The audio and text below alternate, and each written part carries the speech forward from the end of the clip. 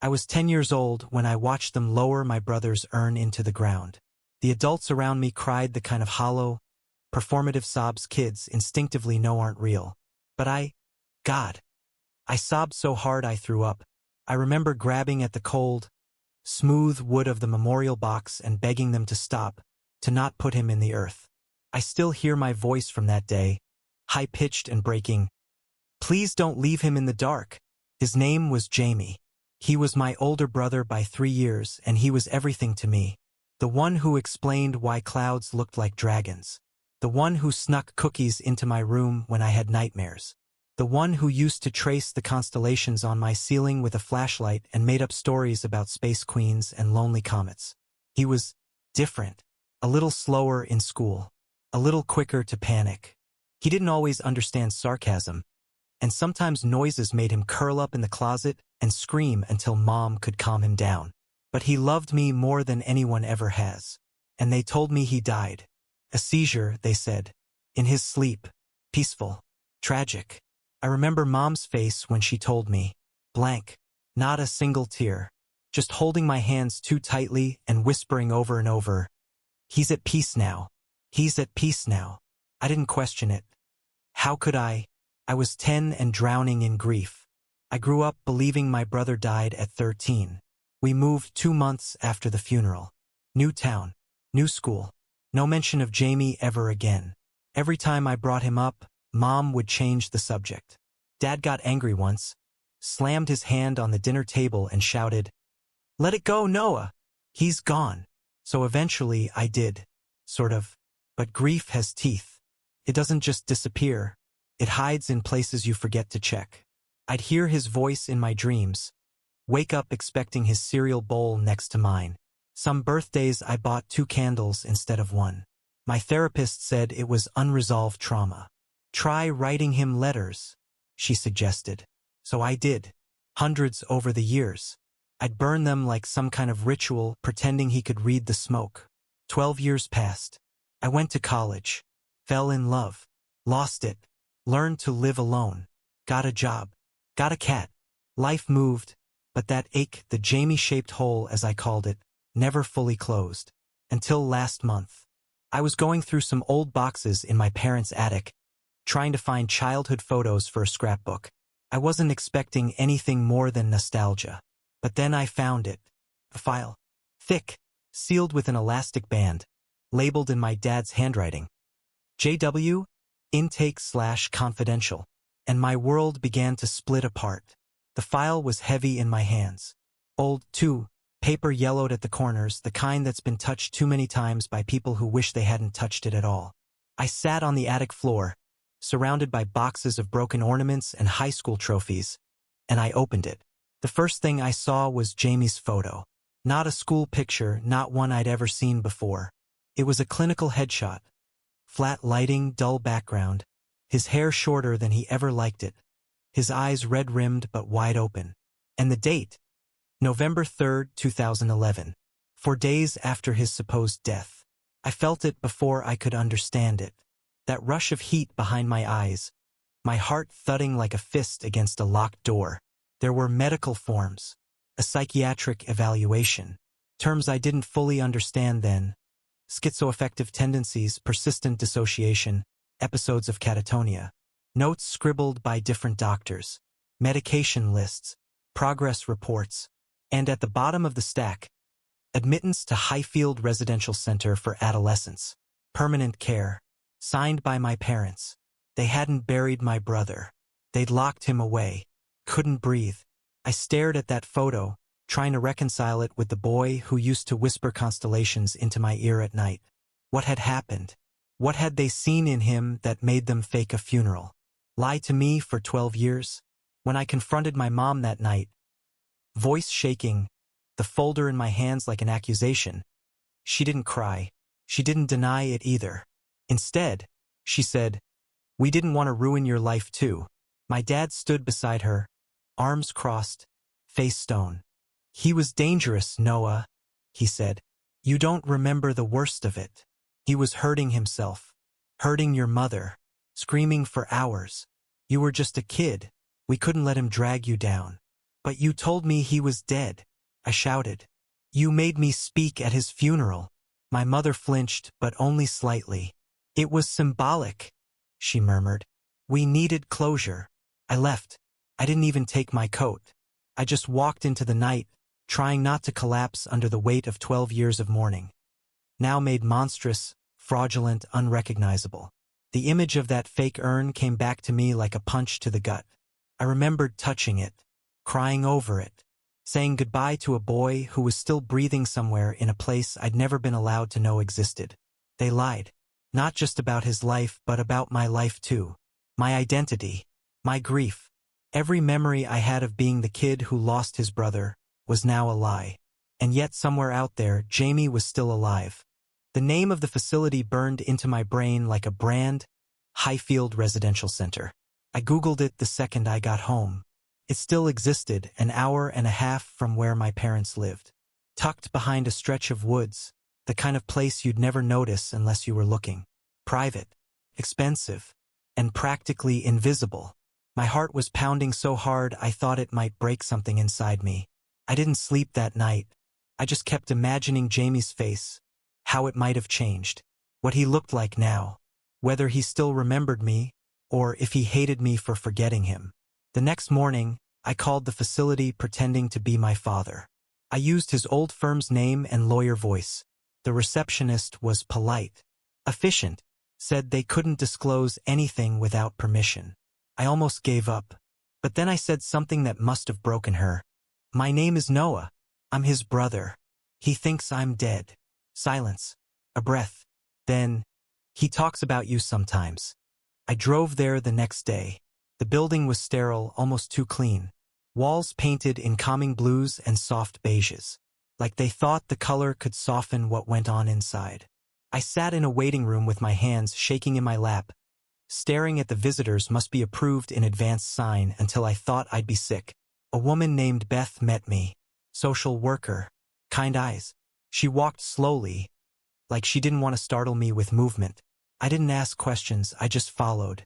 And then we stopped outside a door. She didn't open it. Just said, "He doesn't get many visitors. Some days are clearer than others. But he always remembers the stars." I couldn't speak. I just nodded.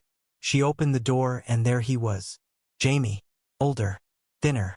Shoulders slightly hunched like he'd grown used to ducking invisible blows. His hair was buzzed short. His jaw sharp, like he'd shed the baby fat I remembered overnight. But it was him. Same eyes.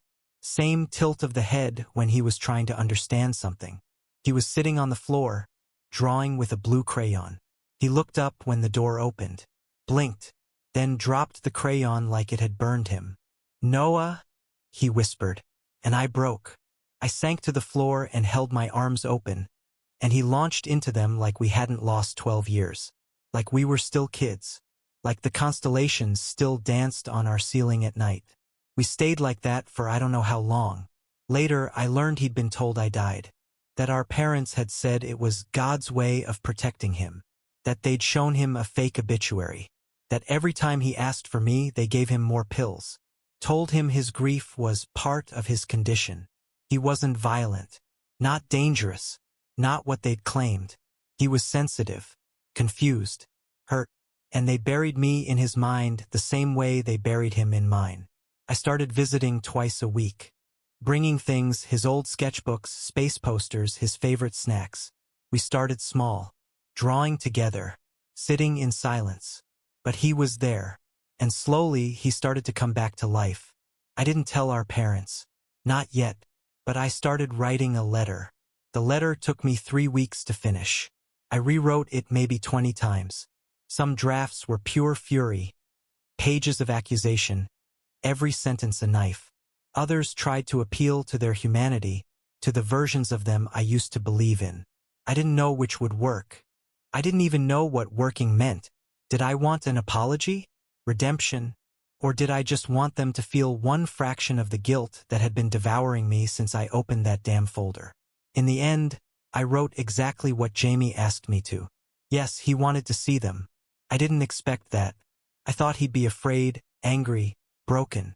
But when I asked him if he wanted me to tell them, He just looked at me with this sad, sideways smile and said, "Maybe now they'll stop pretending I'm a ghost."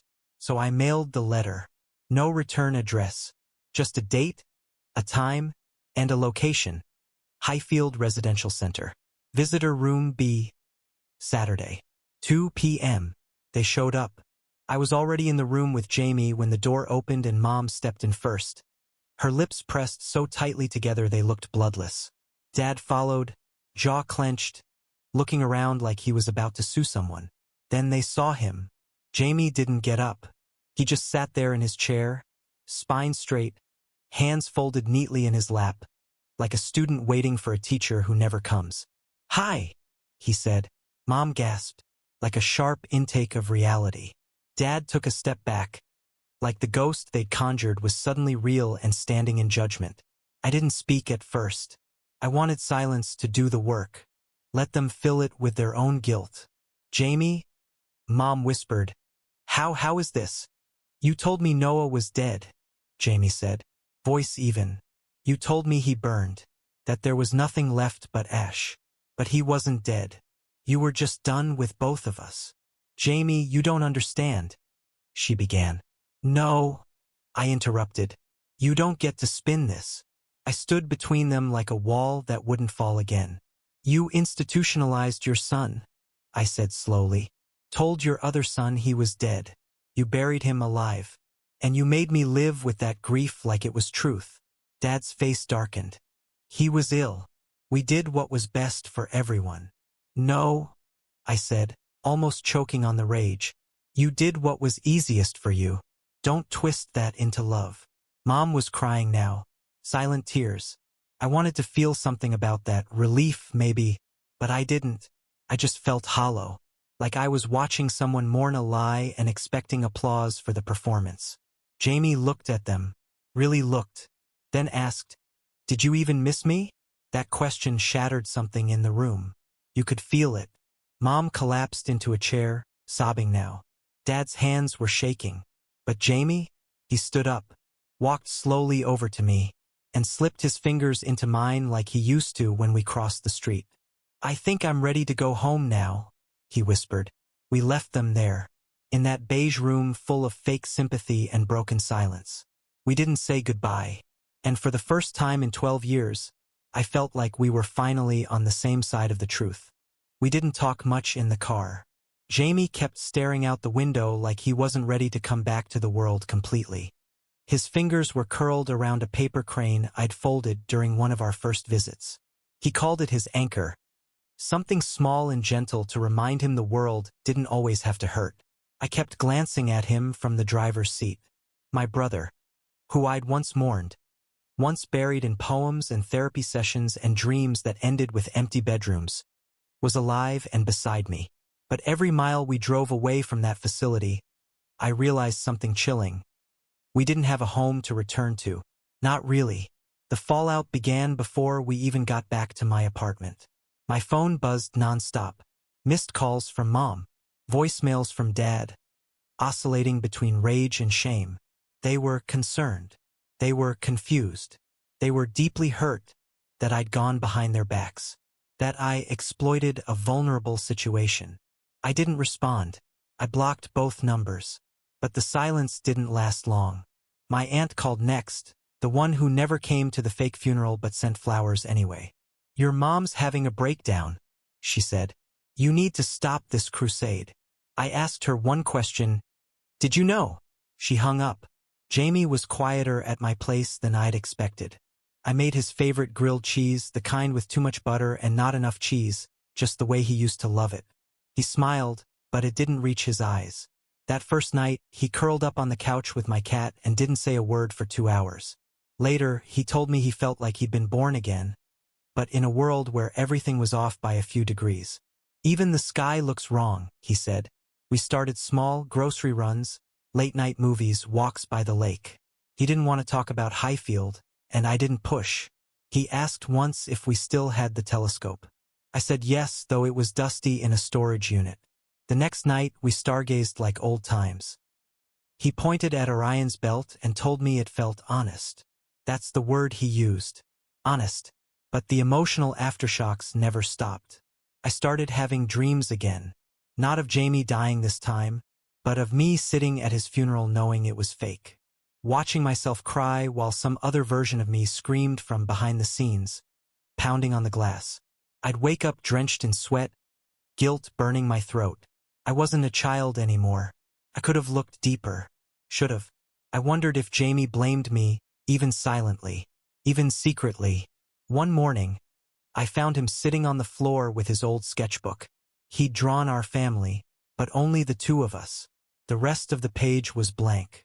I sat beside him. "Do you miss them?" I asked. He was quiet for a long time.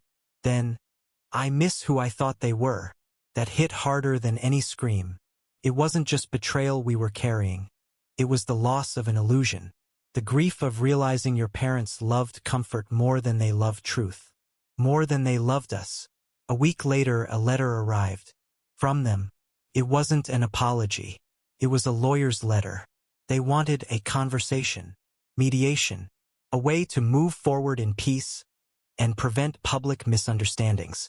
They were scared, not of losing us they already had, but of losing control, reputation, legacy.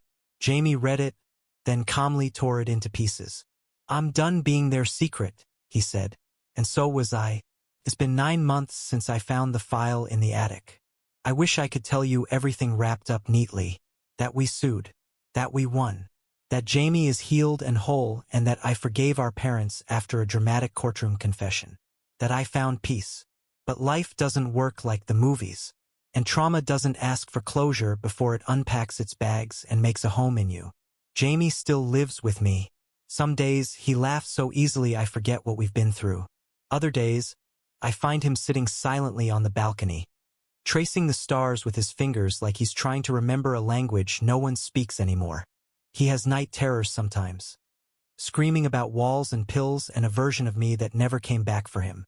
He never blames me, not once, and that's almost worse.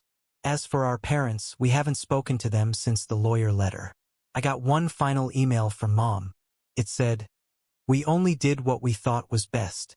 You'll understand someday, when you have children of your own." No, I won't, because I would never bury my child to protect myself. I would never hold a fake funeral, or watch my son fold into himself like a paper crane and call it mercy. I thought about going public. I drafted a post, local news, but Jamie asked me not to. "I don't want to be a headline," he said. "I just want a life." So we're building one. It's slow, messy. We fight sometimes over dishes, over boundaries, over space. I lose my patience. He shuts down. But we always circle back. Because no one else knows what it's like to live with a love that had to be exhumed. I started therapy again. Real therapy, not the grief-centered band-aids I'd clung to for years. My therapist said something that stuck. "You didn't just lose a brother. You lost the version of yourself who lived without him." She was right.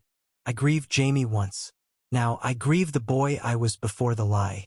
The boy who trusted his parents, who believed funerals were sacred, who thought love and truth were the same thing. I'm not that boy anymore. Jamie paints now. He sells small pieces online, mostly abstract star maps. One of them hangs above our couch. It's titled Buried Light. He said it reminded him that stars don't die when we stop seeing them. They just move beyond the horizon. And maybe that's what we are now. Not dead, just finally seen. If you made it this far, you're officially part of the drama. Subscribe for more, and tell me in the comments, what would you have done?